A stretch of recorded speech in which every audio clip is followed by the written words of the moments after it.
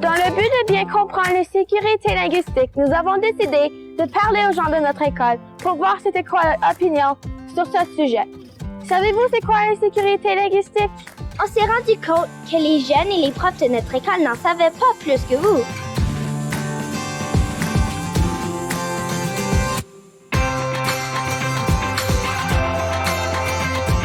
En tant que jeunes dynamiques, francophones et impliqués, nous avons choisi de mener cette enquête et de vous en montrer un peu plus. Suivez-nous!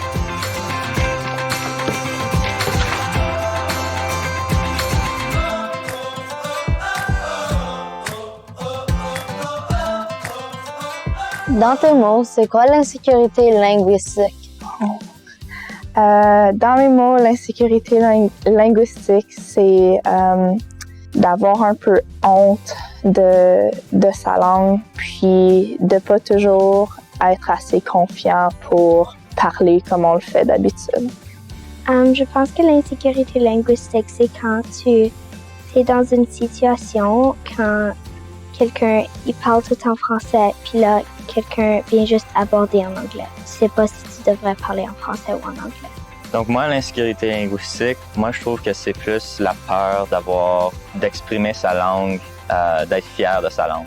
Comme le français dans un milieu anglophone, il y a des personnes qui ont une insécurité linguistique parce qu'ils ont peur d'exprimer qu'ils sont francophones. Comme insécuritaire à propos de tes langues que tu parles?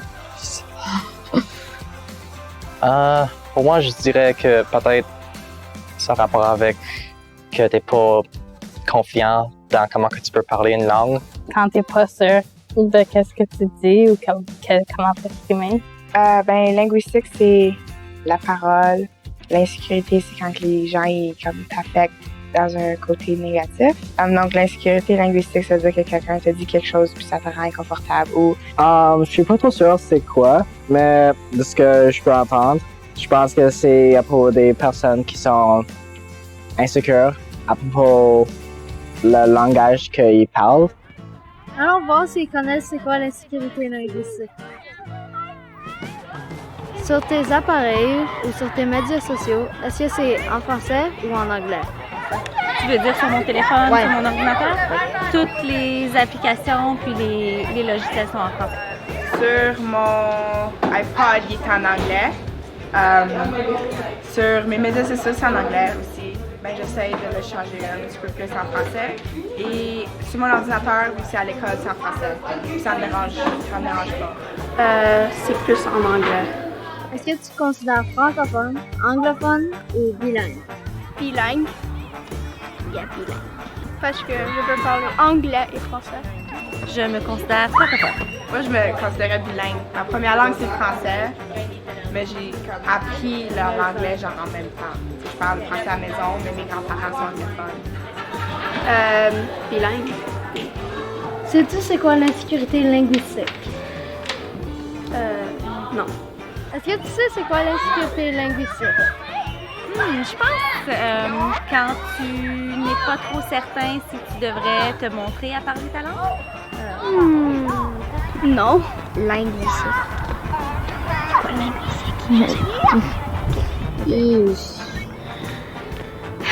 Ils ne savent vraiment pas c'est quoi l'insécurité linguistique. C'est le temps de combattre l'ignorance. Explication, s'il vous plaît.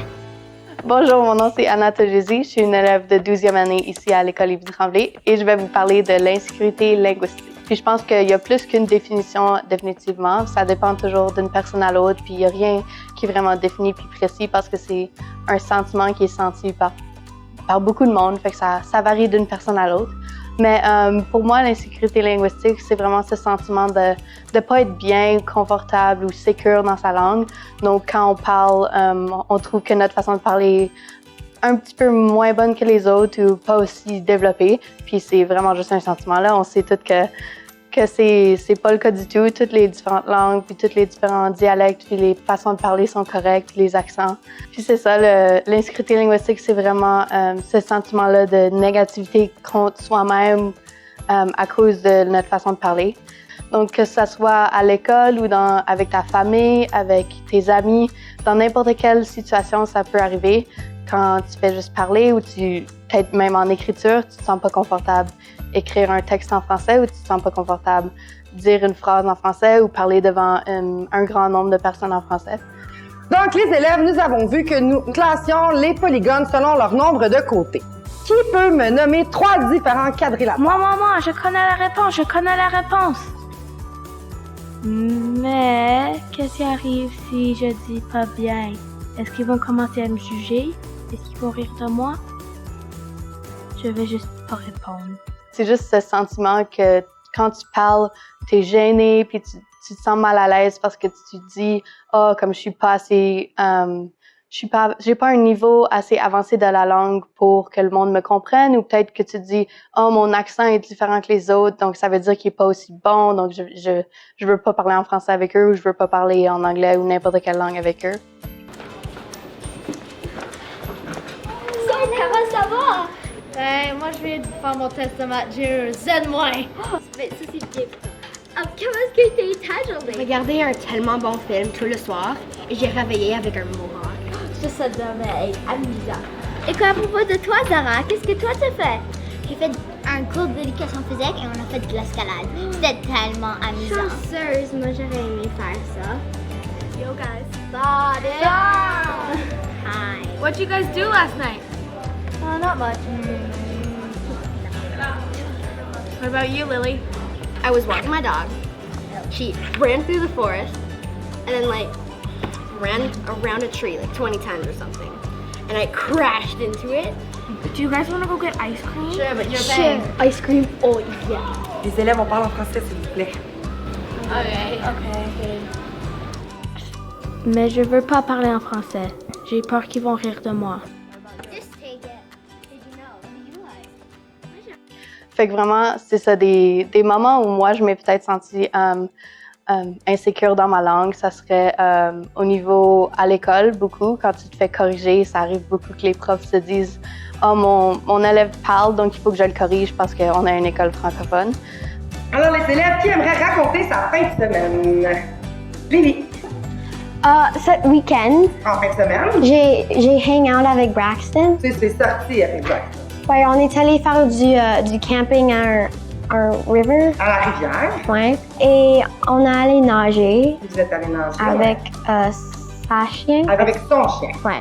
Et après ça, on est allé regarder un movie. Vous êtes allé voir un film. Dans son motorhome. Qu'est-ce que c'est motorhome en français, les élèves? River? Fait qu'on part.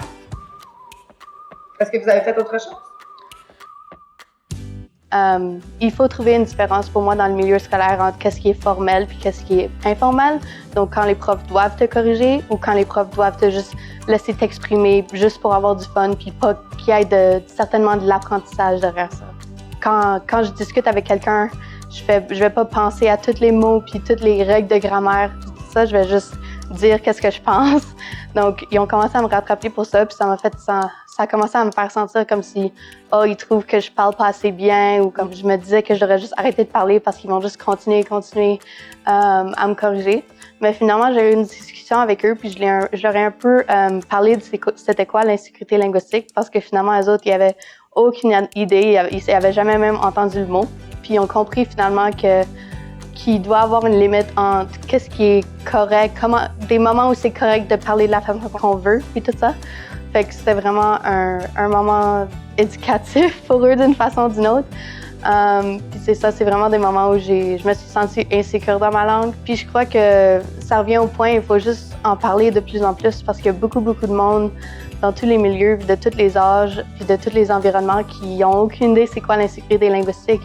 Ou peut-être qu'ils savent, mais ils réalisent pas quand ils font des actions qui vont rendre quelqu'un insécure ou comme ils peuvent pas l'identifier quand quelqu'un se sent insécure. Donc, il faut vraiment commencer à en discuter plus, puis discuter c'est quoi les solutions qu'on peut prendre, puis qu'est-ce qu'on peut faire pour promouvoir la langue, puis promouvoir la sécurité linguistique. L'insécurité linguistique, c'est de vivre une insécurité dans sa langue, que ce soit à l'oral ou à l'écrit, ou quand on écoute, même si on a un sentiment qui est plutôt négatif relié à la langue. Pour moi, c'est ça l'insécurité linguistique.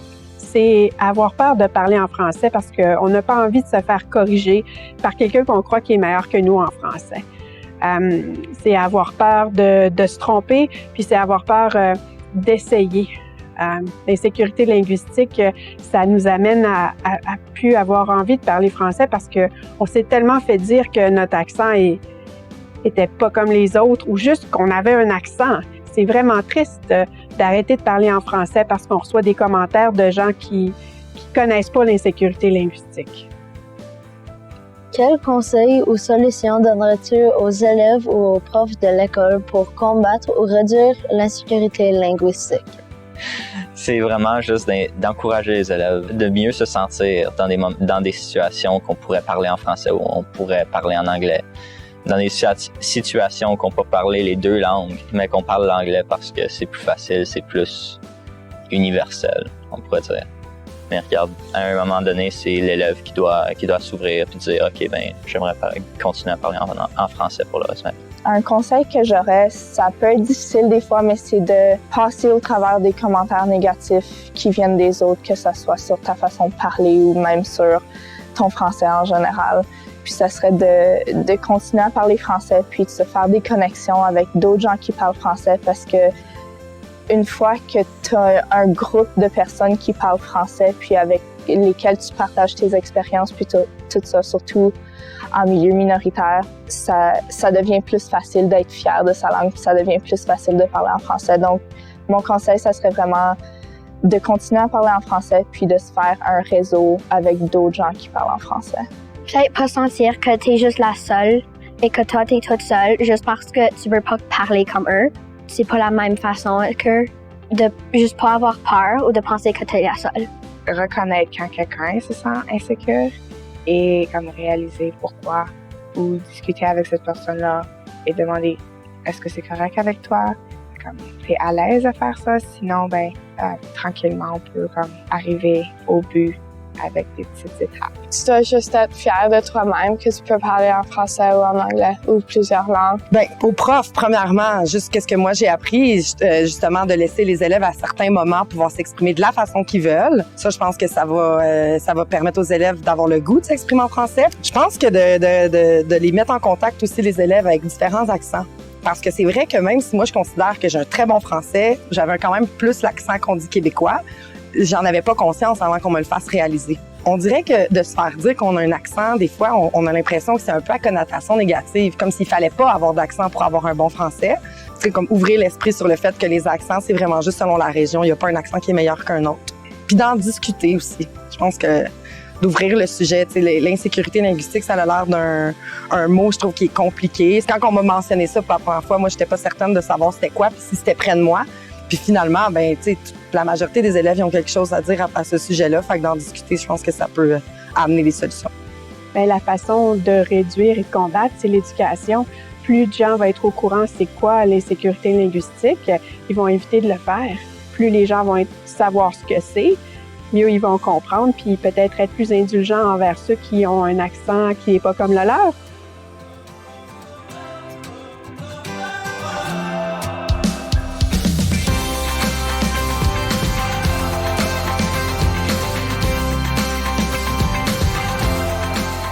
L'insécurité linguistique dans l'école est vécue. On s'aperçoit que ce n'est pas connu des enseignants et des élèves. Ensemble, nous pouvons trouver des solutions et aider les gens à avancer vers la sécurité linguistique.